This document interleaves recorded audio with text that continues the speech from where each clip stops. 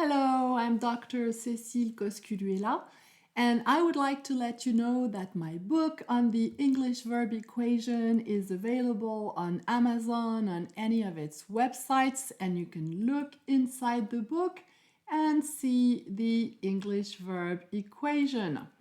So at first, it might seem a little bit complex, but it's actually fairly easy to understand and to apply.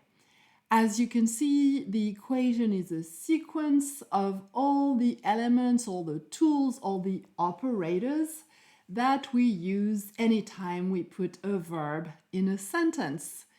Basically, we can say that the equation is the logic at the core of the English verb system. And this system is explained in detail in the book. We can see here in the table of contents that the book contains two main parts. Part one is on verb operators.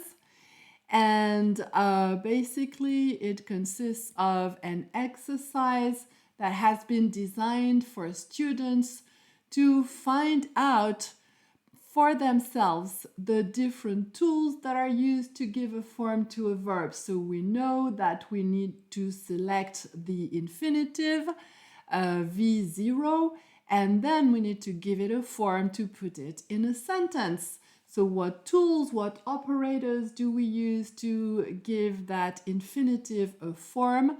The answer is in the table that the students come up with at the end of the exercise, which you can see here, the list of all the tools that can be used and the symbols that are used to refer to them for the sake of clarity.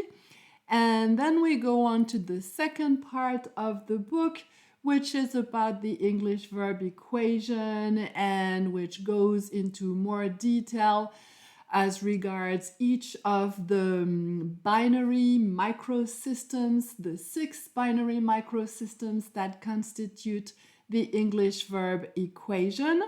And throughout the book, there is a number of exercises in order for the students to be very proactive, because that's the best way to learn.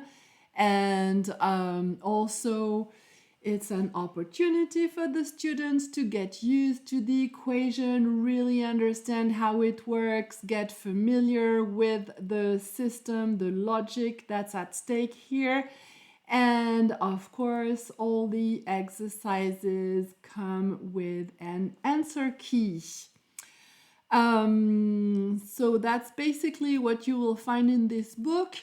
And what is really interesting about this equation is that it goes to what is essential, and it's really helpful to get one's ideas clear. So one of the things that is really striking is the fact that VS and VED, namely the present and the past, are not tenses, but operators. That is to say, they combine with 5 other operators to create the tenses or verb forms of English. Actually, to create the tenses, we don't need all the operators that are included in the equation, and beginners can start by studying the essential English verb equation, which only includes the basic elements, the basic operators, the ones that are needed to create all the tenses that exist in English, as well as all the different types of sentences that exist in English. As regards more advanced students, this time the equation needs to be completed by a second part that you can see here, which enables speakers to combine 2 verbs. So this is the equation for finite verbs, and then if you add a second verb, it's going to have a non-finite verb form as shown here. But this part has not been developed in the present book, which really focuses on the English verb equation and the rules that we need to respect in order to use it correctly.